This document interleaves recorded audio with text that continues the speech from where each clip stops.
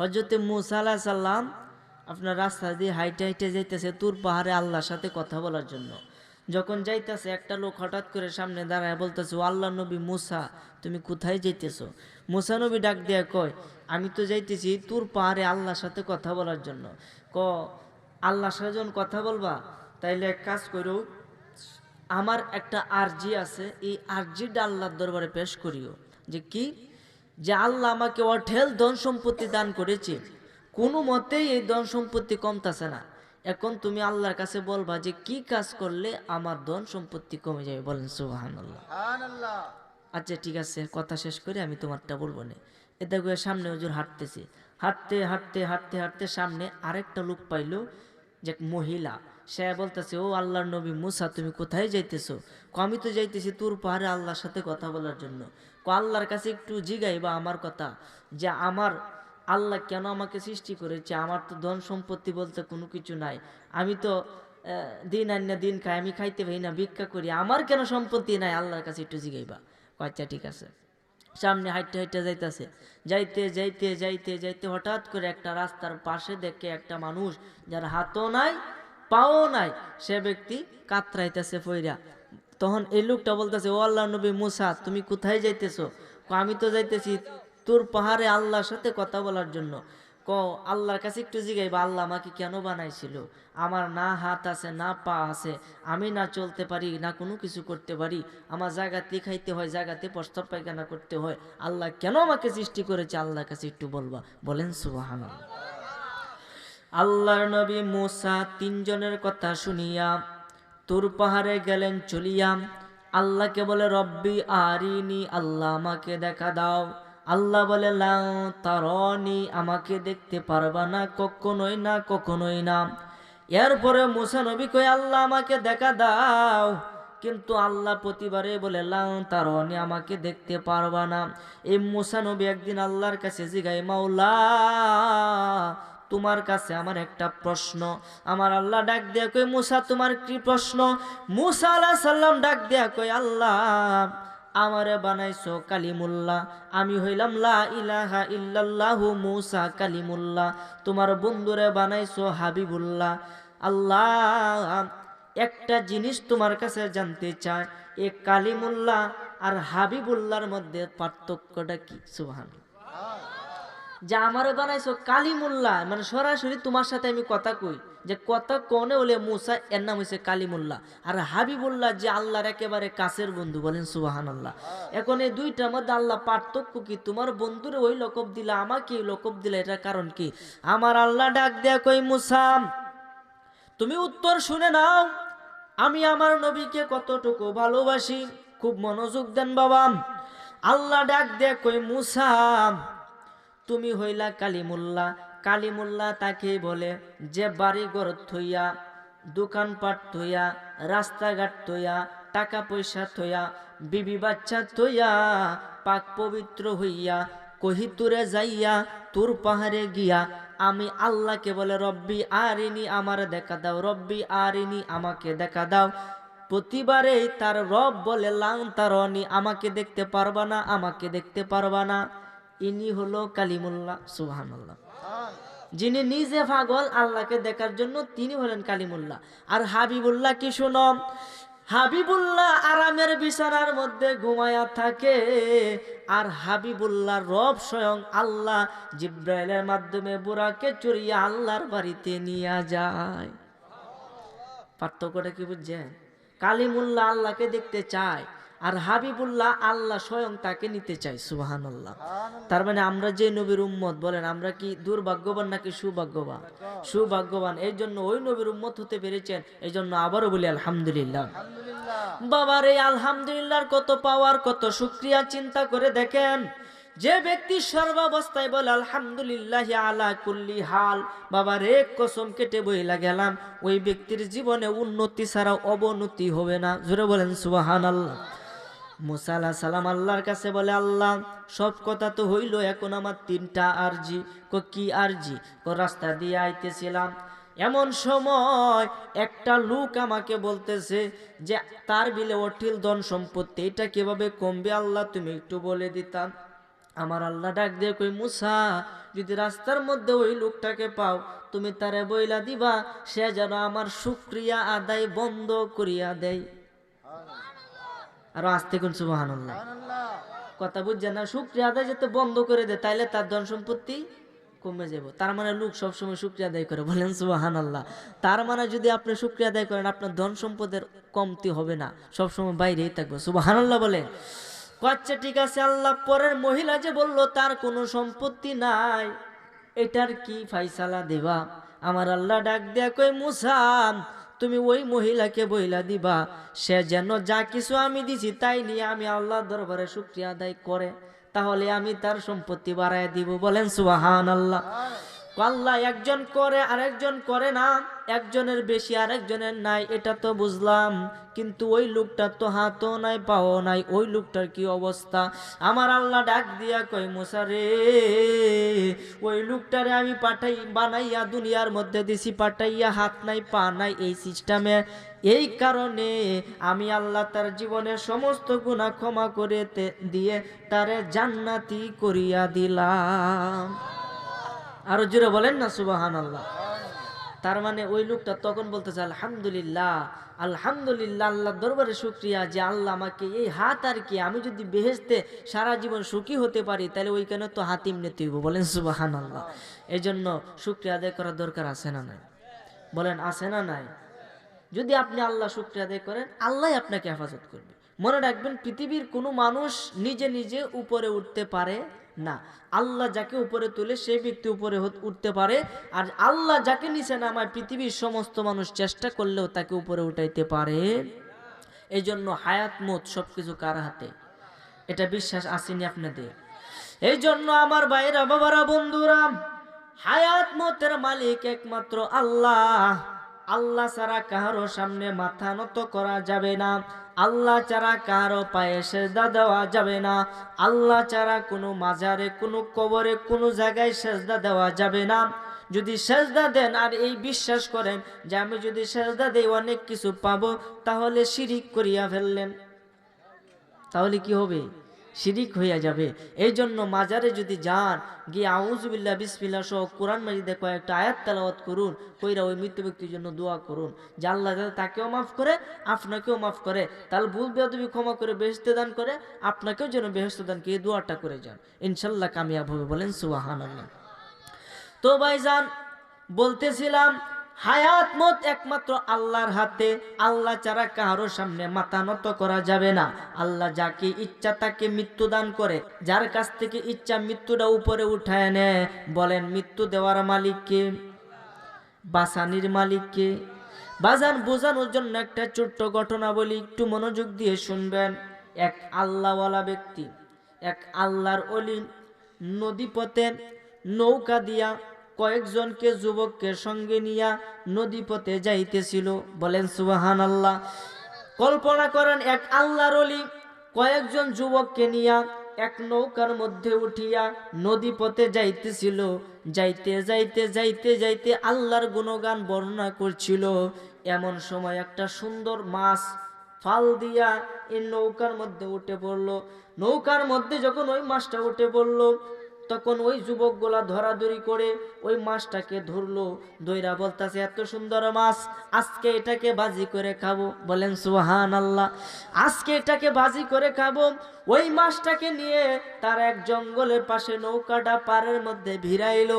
ভিড়ানোর পরে জঙ্গলের ভিতরে প্রবেশ করলো। জঙ্গলে প্রবেশ করার পরে তাদের চোখ ছানা ভরা হয়ে গেল। তারা এরকম কিছু দৃশ্য দেখতে পেল যে দৃশ্যগুলা তাদের চোখের দেখার মতো না। দেখতেছে একটা লোকের মৃতদেহ। সুবহানাল্লাহ। একটা লোকের মৃতদেহ, তার এই দেহ থেকে শিরটা আলাদা, মুন্ডুটা আলাদা, তার নিজের হাতে একটা তলোয়ার, তলোয়ারের মধ্যে রক্ত মাখা, তার শরীর থেকে দেহ থেকে মাথাটা আলাদা পড়িয়া রইয়াছে। সেই ব্যক্তি মৃত্যুবরণ করিয়াছে।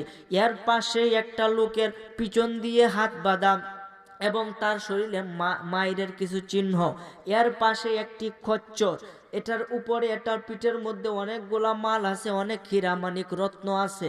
এই সব দেখে তার আশ্চর্য হইয়া গেল। ওই আল্লাহওয়ালা ব্যক্তি, ওই হাত বাঁধা লোকটা জীবিত ছিল, তার কাছে গিয়া বলতেছে, বাবা এখানে কি হয়েছে আমাকে একটু বলো।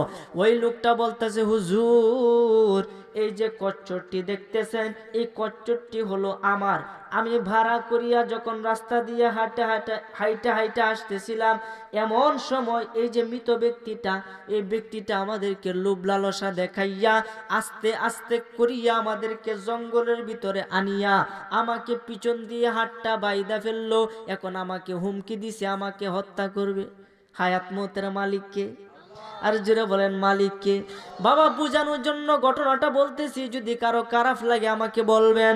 বাবা রে, এই দুনিয়া চিরদিন থাকবে না।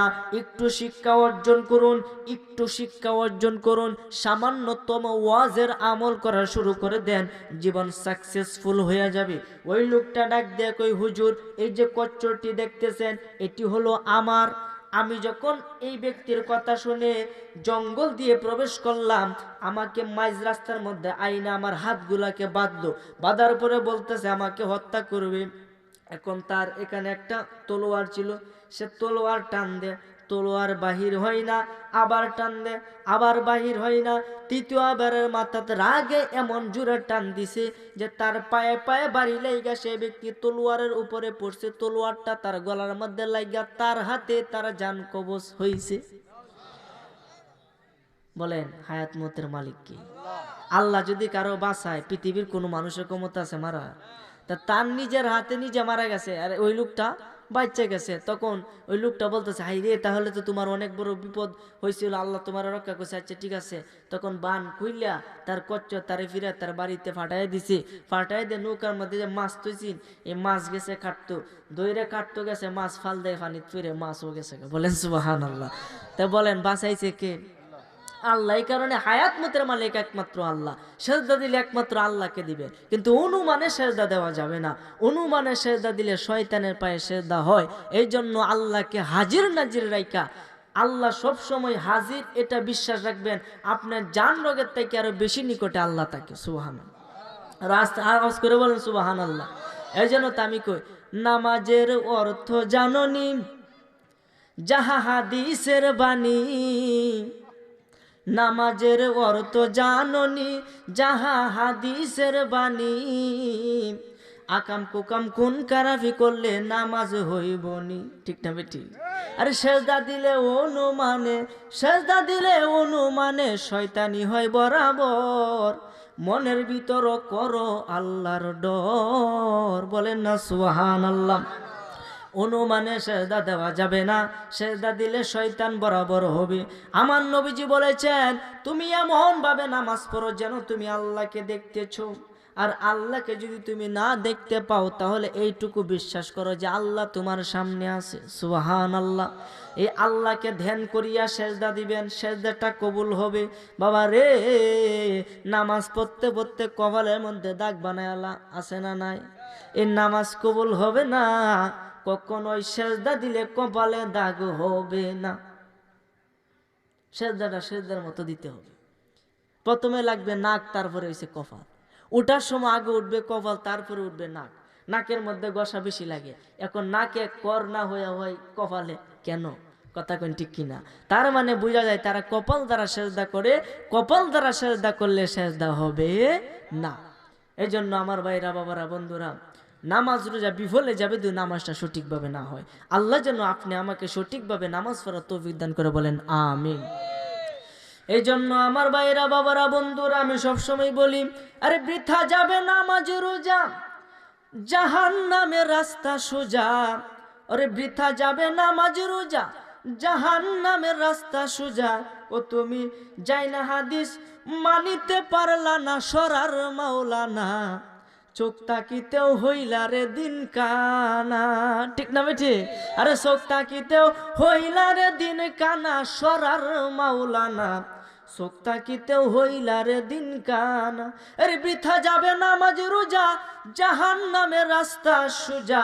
ওরে যাই না হাদিস মানিতে পারলা না, সরার মাওলানা, চোখ তাকিতেও হইলারে দিন কানা। বলেন না সুবহানাল্লাহ। এই শানের অর্থ বুঝলে বাবা নামাজ হইয়া যাবে। নামাজ, আরে নামাজ কিসের নামাজ? আমার আল্লাহ পবিত্র কোরআনে বলেছে, ইন্নাস সালাতা তানহা আনিল ফাহশাই ওয়াল মুনকার ওয়া আলা যিকরুল্লাহি আকবার। বলেন সুবহানাল্লাহ। আমার আল্লাহ পবিত্র কোরআনে বলেছে এই নামাজ। আসলে নামাজ কি? এই নামাজ যে ব্যক্তি পড়বে, এই নামাজে তারে ফাহেশা মন্দ খারাপ কাজ থেকে বিরত রাখবে। কে বলেছে? আল্লাহর কথা কে হাসানা মিছা? হ্যাঁ, একদম সত্য, নিগুড় সত্য, যেটা আমাদের কোনো ভেজাল নাই। তা আল্লাহ বলেছে নামাজ খারাপ কাজ থেকে বিরত রাখবে। এখন নামাজ পড়ে সুদ খায় কি খায় না, ঘুষ খায় কি খায় না, এরপরে খারাপ কাজ করে কিনা, তাহলে এই নামাজ কেন তারে বিরত রাখলো না? হ্যাঁ, নামাজ হয় না। নামাজ কি? আহারে নামাজ কি? নামাজ, নামাজ বুঝতে হবে। খালি পড়লেই হবে না, খালি গেলাম মসজিদে একটু সেজদা দিলাম। মসজিদ ঘরে আল্লাহ থাকে না বাবা, মাওলানা। মসজিদ ঘরে আল্লাহ থাকে না। কুলুবুল মুমিনিন আরশে আল্লাহ, এই তো আল্লাহর ঠিকানা। আরে কুলুবুল মুমিনিন আরশে আল্লাহ, এই তো আল্লাহর ঠিকানা। শুধু মসজিদে ঘরে আল্লাহ থাকে না বাবা মাওলানা, মসজিদে ঘরে আল্লাহ থাকে না। এখন এটা বললে হুজুরে দেয়া যা গেছে গা, হেই লাইন বাবারে, হেই লাইন না। মসজিদকে শুধু আল্লাহকে পাবেন না। মসজিদ আল্লাহ বই রয়েছেন আপনার লাগে বাবা রে। আল্লাহকে পাইতে গেলে আগে নিজেকে ধ্যান করতে হবে যে আল্লাহ কি, আল্লাহর সুরত কি, আকার কি। আল্লাহকে ধরা যায়, দেখা যায়, ছোঁয়া যায়, কোনো কিছু করা যায় না। আল্লাহ হইছে আলো, নূরের নূর। আপনি দেখতে পারবেন কিন্তু ধরতে পারবে না। এই যে আলোটা জ্বলতেছে, এটা আপনি দেখতেছেন না, কিন্তু ধরতে পারবেন আলো কি? ধরতে পারবেন না। এই জন্য আল্লাহকে আগে আপনাকে বুঝতে হবে, কোরআনকে বুঝতে হবে। কোরআন যদি আপনি চোখ দিয়ে দেখেন তাহলে দেখতে পারবেন সুন্দর সুন্দর বাক্য, সুন্দর সুন্দর শব্দ। অন্তর দ্বারা দেখেন তাহলে প্রেম বুঝতে পারবেন। মস্তিষ্ক দ্বারা দেখলে সুন্দর ইমন ধ্বনিময় চন্দ্র দেখতে পাবেন। এবং যদি প্রেম ভালোবাসা ইশক মারফতের নজরে দেখেন, খোদাকে খুঁজে পাবেন। সুবহানাল্লাহ।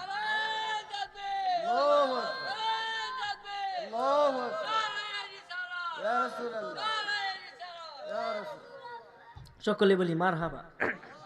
এখন আল্লাহকে পাওয়ার দরকার আছে না নাই? আমার আল্লাহ পবিত্র কোরআনে কয়ে দিয়েছে তুমি আল্লাহর কিভাবে পাইবা। সুবহানাল্লাহ বলতেন না? আমার আল্লাহ বলেছে যদি তোমরা আমাকে পাইতে চাও। বাবারে, আমি কি বলতেছি নিজেও জানি না।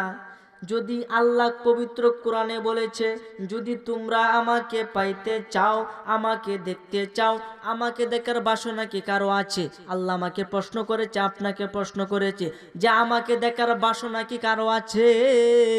যদি থাকে তাহলে একটা কাজ করো, তাহলে আমি খোদাকে পেয়ে যাবে। একটা কাজ করা লাগবে। যদি আমাকে কেউ দেখতে চাও তাহলে সর্বপ্রথম তোমার কাজ হইল যত কিছু করবা পাপ কাজ, সকল পাপ কাজ থেকে আগে তওবা করতে হবে, মানে ফিরে আসতে হবে। তওবা করার পরে তোমাকে নেক আমল করতে হবে, তাহলে তোমার জীবনের সমস্ত গুনাহ ক্ষমা হয়ে যাবে। আর আমলে পরিণত করতে পারলে খোদার দেখা পাবে। তাহলে কি আল্লাহকে দেখার বাসনা আছে না আমাদের? নবীজিকে দেখার বাসনা আছে না? তাহলে আসুন আজকে থেকে আমল করা শুরু করে দে। সময় কিন্তু আমাদের সামনে খুবই কম, এই জন্য সময়কে কাজে লাগান, জীবনে অনেক কিছু হবে। সময়ের মতো যদি কোনো কাজ না করেন, সময় গেলে এটার জোয়ার কখনো পাবেন না।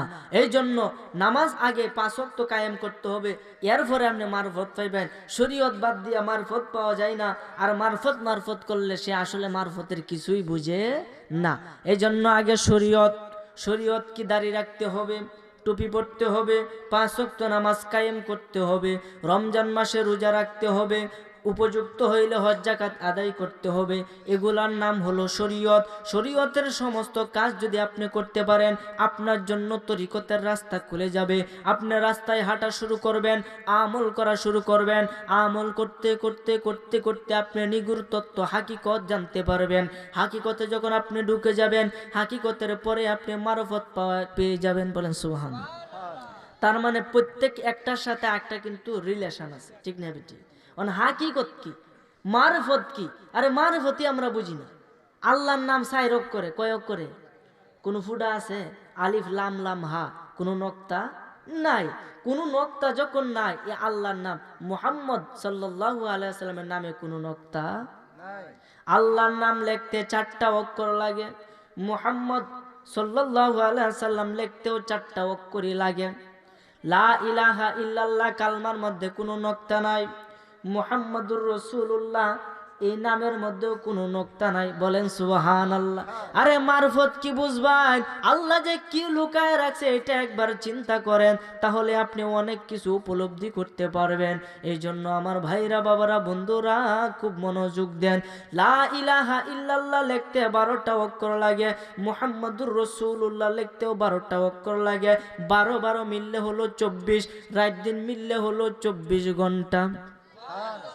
বিসমিল্লাহির রহমানির রহিম এটা হলো সমস্ত কিছুর আগে, এটা বলতে হবে। যে কোনো সূরা পড়বেন বিসমিল্লাহটা বলতে হবে। ওই বিসমিল্লাহর মধ্যে আছে 19টা অক্ষর, খুব মনোযোগ দেন। বিসমিল্লাহর মধ্যে আছে 19টা অক্ষর, বিসমিল্লাহর মধ্যে আছে 19টা অক্ষর। দুজকে পাহারাদার ফেরেশতা, আযাবের ফেরেশতা হলো 19 জন। 5 ওয়াক্ত নামাজ 5 ঘন্টা এবং 19 ঘন্টা হলো বিসমিল্লাহির রহমানির রহিম। এখন 5 ওয়াক্ত 5 ঘন্টা আর 19 ঘন্টা মিললে হলো 24 ঘন্টা। সুবহানাল্লাহ। কি বুঝলেন? হ্যাঁ, চিন্তা করছেন একবার? হ্যাঁ, এই জন্য বাবা চিন্তা করতে হবে। শরীয়ত, তরিকত, হাকিকত, মারেফত। শরীয়ত লিখতেও 4টা অক্ষর, তরিকত, হাকিকত, মারেফত এগুলো লিখতেও 4টা অক্ষর, এবং শরীয়ত, তরিকত, হাকিকত, মারেফত এইগুলো হলো 4টা। বলেন সুবহানাল্লাহ। শাফি, মালিকি, এরপরে আপনার শাফি, মালিকি, হানাফি আর কি হাম্বলি, কয়টা মাযহাব? 4টা। বলেন সুবহানাল্লাহ। 4টা মাযহাব। এরপরে আপনার আছে আরশ, কুরসি, লৌহ কলম, এনো কয়টা? এনো 4টা। আপনি একটু চিন্তা করেন না বৈশা, আগে শরীয়তের সব ঠিক রাখেন, এরপরে আপনি আমল করেন। আমল ছাড়া কোনো কাজ হবে না। সময় শেষ নাকি? আমার সময় শেষ? আলহামদুলিল্লাহ। আরে না, কমিটিরা বক্তা নিয়ে এসেছে আজকে যে মাহফিলটা, আমি তো হুজুরা নামও বলতে পারি নাই কারণ সময় স্বল্পতার জন্য। আজকে যে মাহফিলটা যিনি করেছে, আমাকে যিনি দাওয়াত করেছে, মোহাম্মদ নজরুল ইসলাম ফকির সাহেব, উনি যে মাহফিলটা করছে আসলে কি খারাপ করছে? হ্যাঁ, ভালো একটা মাহফিল। এখানে যদি সকলে সহযোগিতা করেন বা সকলে যদি একজোট হন, তাহলে মনে করেন কি ভালো হয় না? অনেক ভালো হয়। মনে করেন একটা কঞ্চা, এটাকে একটু জাতা দিলে ভাঙ্গে যাব। 2টা করলে একটু কষ্ট হবো, 3টা একটু বেশি কষ্ট হবো, 4টা, 5টা, 6টা, 7টা যদি একসাথে থাকে এটা সহজে কিন্তু ভাঙ্গা যায় না। এই কারণে একজনের পক্ষে যে কাজটা অনেক কঠিন, 10 জনের পক্ষে অনায়াসে এটা করা সম্ভব। এই জন্য আমার ভাইরা, বাবারা, বন্ধুরা, আপনারা একটু পাশে থাকবেন, একটু সহযোগিতা করবেন। এই যে মাহফিলটার মধ্যে আরো অনেক মানুষ হইতো, কিন্তু হয়তো বা কোনো সমস্যার কারণে মাহফিলটার মধ্যে মানুষ একটু কম হয়েছে। এরপরে যত হয়েছে আল্লাহ দরবারে শুকরিয়া বলি আলহামদুলিল্লাহ। আমার জন্য দোয়া করবেন। আলোচনা যাই করেছি যদি একটু হলেও বুঝে থাকেন, আমল করা শুরু করেন। আল্লাহ যেন সর্বপ্রথম আমাকে এবং দ্বিতীয়ত আপনাদের সকলকে আমল করে এবং সঠিক বুঝ দান করে। বলেন আমিন। হাদা ওয়া আখিরি দাওয়ানা আনিল হামদুলিল্লাহি রাব্বিল আলামিন ওয়াস সালাতু ওয়াস সালামু আলাইকা ইয়া রাসূলুল্লাহ। আসসালামু আলাইকুম ওয়া রাহমাতুল্লাহি ওয়া বারাকাতুহু। মাশাআল্লাহ। এখন আপনাদের সামনে গুরুত্বপূর্ণ আলোচনা নিয়ে আসছেন কারি এম সোহাইল আহমদ আশরাফি সাহেব, কোম্পানিগঞ্জ সিলেট। কারি এম সোহাইল আহমদ আশরাফি সাহেব, কোম্পানিগঞ্জ সিলেট। এখন হুজুর গুরুত্বপূর্ণ আলোচনা করবেন, আপনারা সকলে মনোযোগ দিয়ে শুনুন।